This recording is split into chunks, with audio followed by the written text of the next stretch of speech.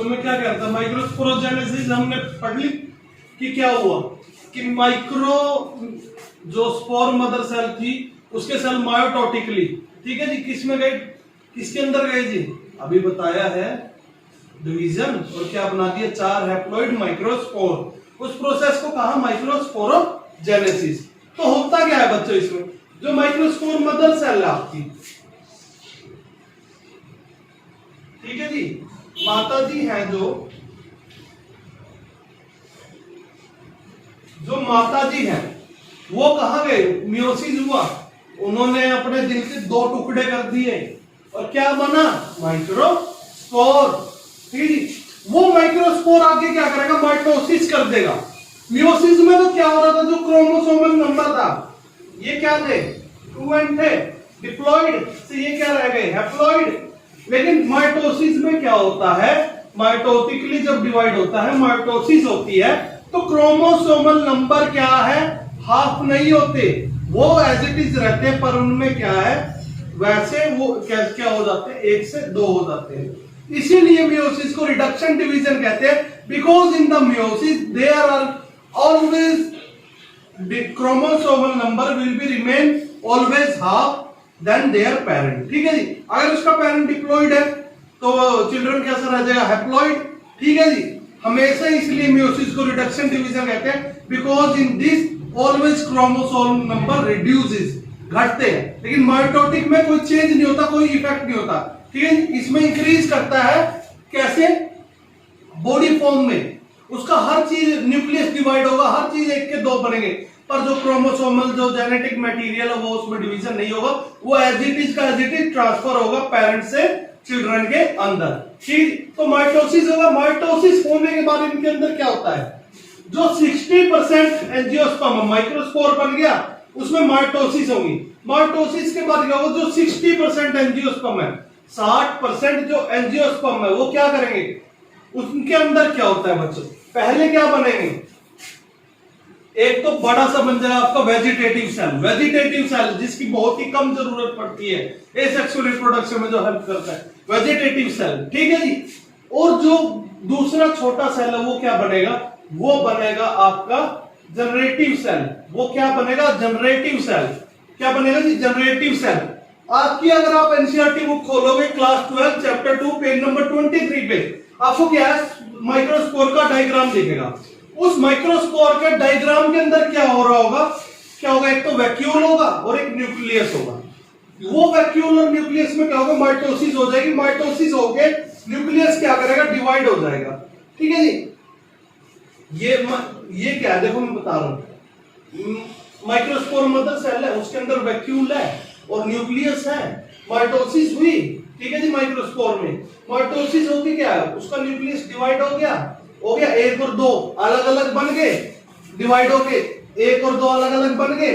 तो ये इन्होंने क्या करा, दोनों क्या एन नंबर है, वेजिटेटिव सेल भी हैप्लॉइड है, जनरेटिव सेल भी हैप्लॉइड है, तो इन्होंने क्या फॉर्म करा, वेजिटेटिव और जनरेटिव सेल क्या कर दिया, फॉर्म कर दिया। ठीक है जी, ये वेजिटेटिव और जनरेटिव सेल क्या प्रोड्यूस कर रहा है, पोलन ग्रेन। ये क्या बना रहा है आपका, पोलन ग्रेन। क्या बना रहा है जी, पोलन ग्रेन। ठीक है, ये कैसी होगी देखो मैं बताता हूं आपको।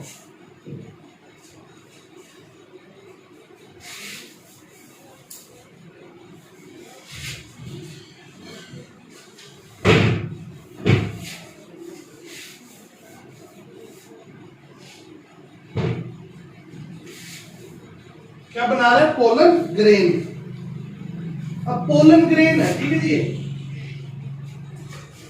ये इसका न्यूक्लियस हो गया, अंदर मटेरियल हो गया। अब इसके बाहर क्या है, एक तो लेयर होगी बच्चों, एक लेयर होगी सर, और जो आपका ये पोलन ग्रेन है ना,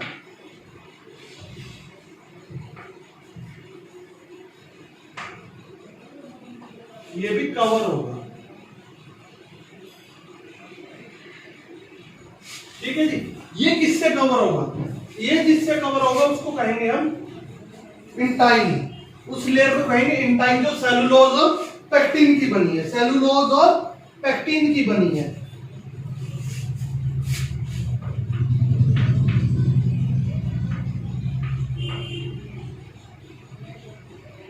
सेलुलोज तो पता कितना जरूरी है पेड़ पौधों के लिए, ठीक है जी।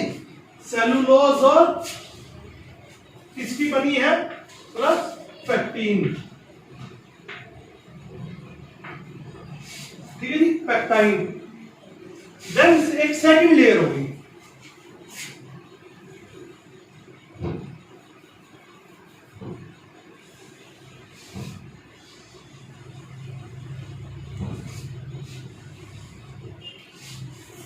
पोलन ग्रेन की एक सेकंड लेयर होगी। इस सेकंड लेयर में कहीं कहीं को बच्चा गैप होगी,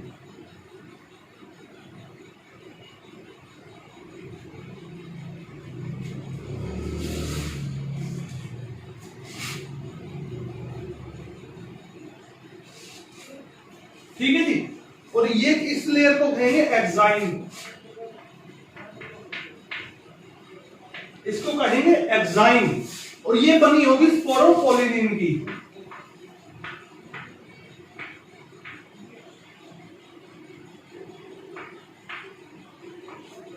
ये बनी होगी स्पोरोपोलिनिन की।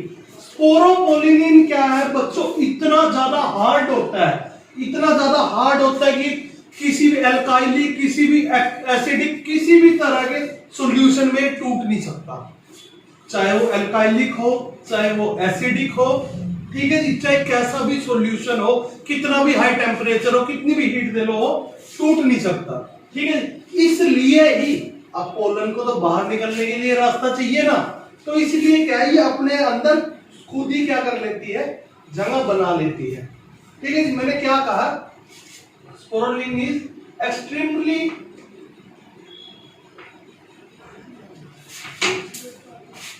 रेजिस्टेंट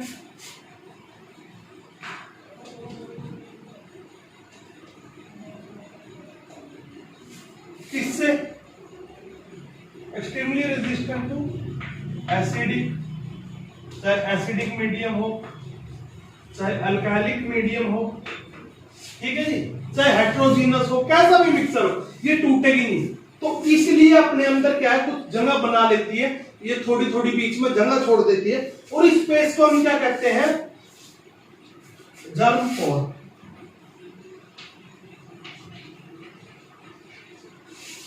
इसको हम क्या कहते हैं, जर्म पोर। ये क्यों है, ताकि पोलन वहां से निकल सके, उनका क्या है, आउटर एरिया करने के लिए। इसको हम कहते हैं जर्म पोर, ठीक है जी। आगे इतनी बात समझ में। अगर एक्साइन क्या है, जो ये एक्साइन है, अगर ये क्या है, आउटर बाहरली एक्साइन से बनी है, तो उसको हम कहते हैं सेक्शनिंग। और वो अगर इंटाइन से अंदरली एक्साइन से बनी है, तो उसे कहते हैं हम नेक्सानिन, उसे कहते हैं नेक्सानिन, ठीक है जी। मैंने क्या कहा, देखो कुछ डेफिनेशन आपको बताता हूं। अच्छा एक बात और है, अगर क्या है, एक पोलन के अंदर, एक माइक्रोस्पोर के अंदर एक ही जर्म पोर है, मान लीजिए ये कवर है, सिर्फ यहां से रास्ता है बाहर जाने का, जर्म पोर का यहां से, तो इसे हम कहेंगे मोनोकोप्लेट, इस कंडीशन को कहेंगे मोनोकोप्लेट। और अगर क्या है, रास्ते क्या है, 3 है, 1 2 3, उसे कहेंगे ट्राइकोल्पेट, उसे कहेंगे ट्राइकोल्पेट, उस कंडीशन को कहेंगे ट्राइकोल्पेट, ठीक है जी। सो आई थिंक यहां तक आपको समझ आ गया।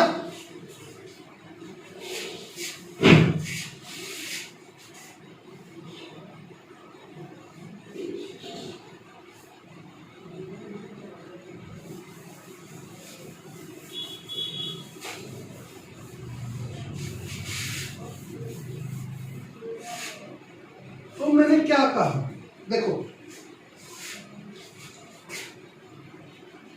at some place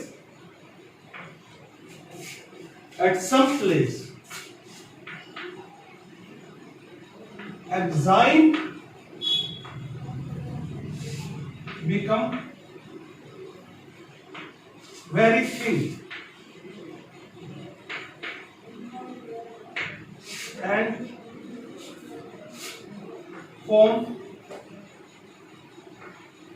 some space. उसे हम कहते हैं जर्म पोर।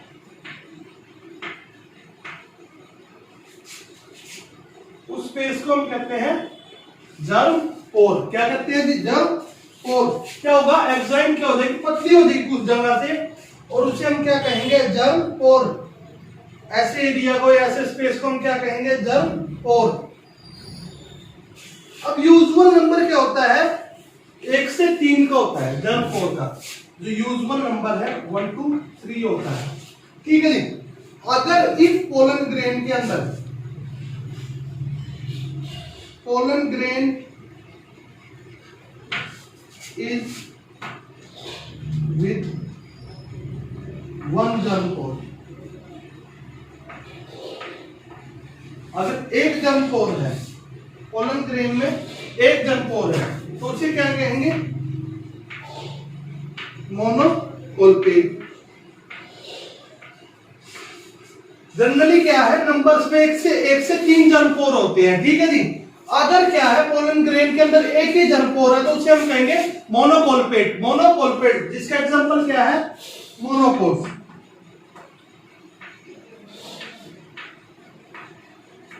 और अगर क्या है, there are 3 germ pour,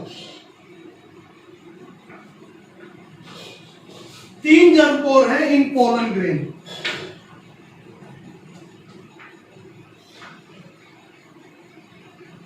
pollen grain में 3 जर्म पोर है, तो उसे क्या कहेंगे? ट्राइकोल्पेट। जो किसमें होते हैं? एग्जांपल है डाइकोट्स। अगर पोलन के अंदर 3 जर्म पोर है, तो उसे क्या कहेंगे? ट्राइकोल्पेट। ट्राइकोल्पेट जो किसमें होते हैं? डाइकोट्स में। किसमें होते हैं जी? डाइकोट्स में, ठीक है जी। अगर एक्साइन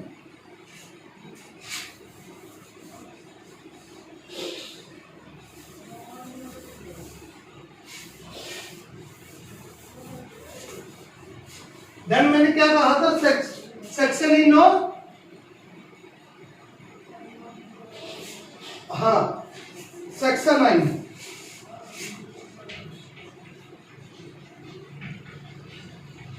और नेक्सन आइन।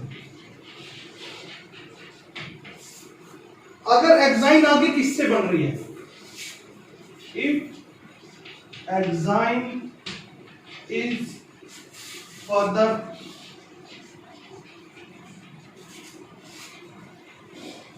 मेड अप ऑफ, अगर एक्साइन किससे बन रही है? Further made up of inner,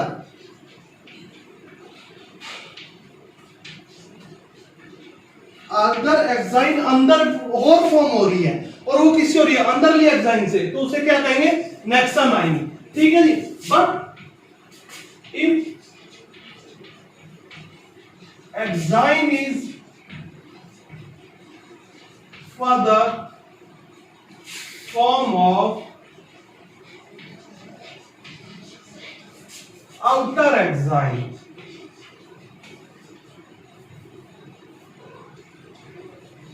और अगर एक्साइन क्या है? आउटर एक्साइन से बन रही है, ठीक है जी। आगे तो उसे क्या कहेंगे? सेक्शन आइन।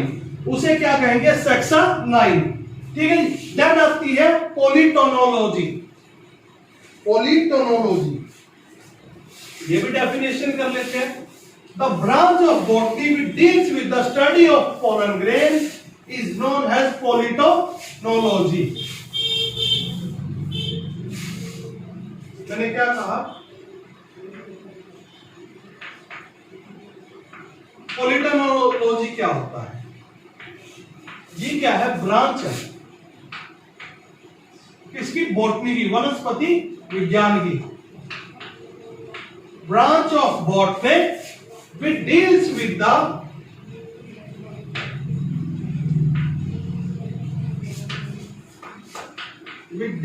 the study of pollen grains। जो पोलन ग्रेन्स की क्या है? स्टडी से क्या करते हैं? ताल्लुक रखते हैं, जिस के अंदर हम क्या है? पोलन ग्रेन्स की स्टडी को पढ़ते हैं। जैसे अभी हम कर रहे हैं तो हम क्या कर रहे हैं, पॉलिटोनोलॉजी पढ़ रहे हैं। हम क्या पढ़ रहे हैं, पॉलिटोनोलॉजी।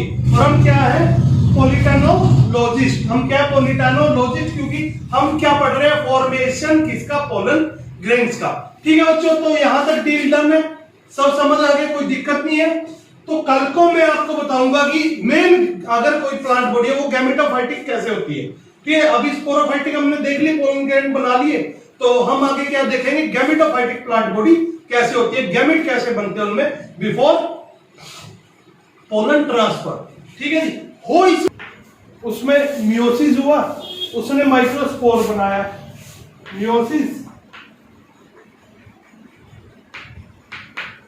ठीक है जी,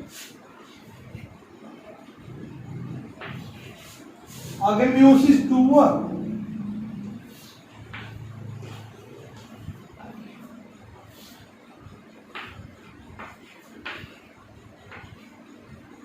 ठीक है जी, M2 मियोसिस 2 हुआ। तो जो क्या बने, सेल बने, आगे जो स्पोर्स बने, ये स्पोर्स टर्न हो गए थे, और ये क्या बनेंगे आगे जाके, यही बनेंगे पोलन ग्रेन, यही पोलन ग्रेन बनेंगे। ठीक है जी, अब क्या होता है, देखो मैंने आपको बताया थी 60% एंजियोस्पर्म्स के अंदर क्या होगा था, 60% एंजियोस्पर्म्स के अंदर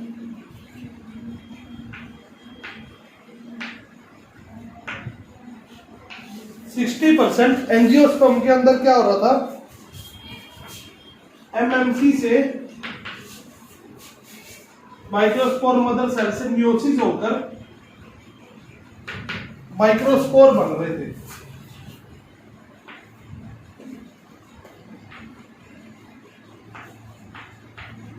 वो माइक्रोस्पोर आगे क्या कर रहे थे, माइटोसिस कर रहे थे,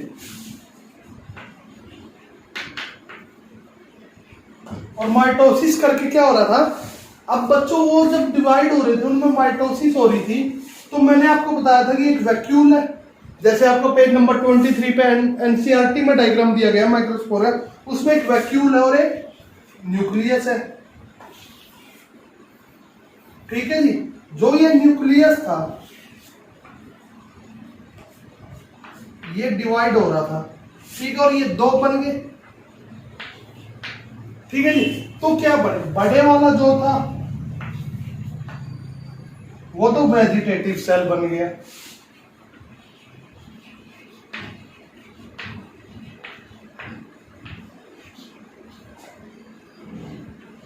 और छोटे वाला जनरेटिव सेल बन गया।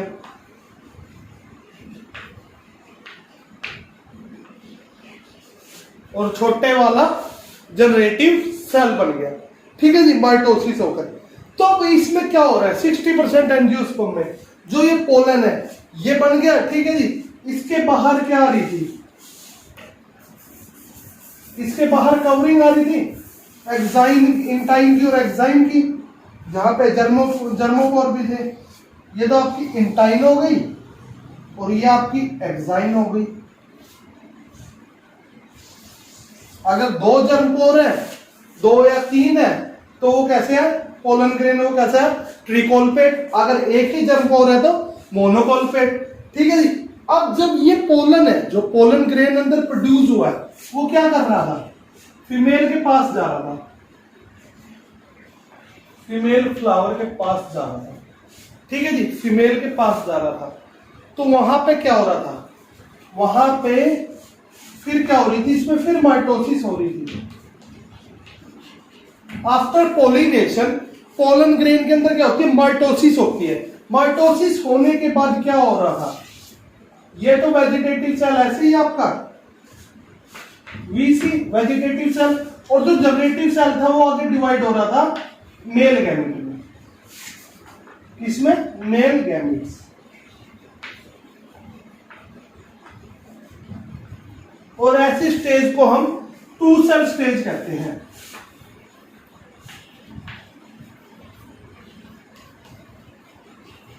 टू सेल स्टेज कहते हैं।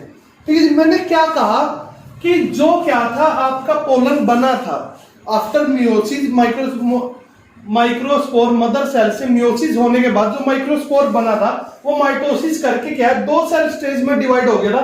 एक तो उसमें वेजिटेटिव सेल रही थी और एक जनरेटिव सेल रही थी।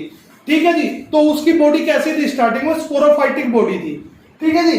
लेकिन जब वो क्या थे, वो पोलन ग्रेन बन गए और वो क्या है, ट्रांसफर हो गए फीमेल फ्लावर के पास। ठीक है जी, स्टिग्मा के पास चले गए। तो उस पोलन ग्रेन ने क्या करा, अपने अंदर एक और माइटोसिस कर दी और माइटोसिस करके क्या करा, अपने जनरेटिव सेल को कन्वर्ट कर दिया मेल गैमेट में। किसमें, मेल गैमेट में। इसे तो कहते हैं टू सेल स्टेज, इसे कहते हैं टू सेल स्टेज। पर 40% एंजियोस्पर्म में क्या होता है,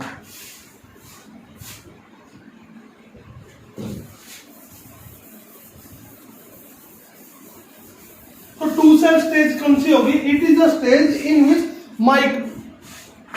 microspore mother cell done meiosis and changes into a microspore, which further done mitosis and changes into and changes in its body two stages, which one is vegetative cell and generative cell.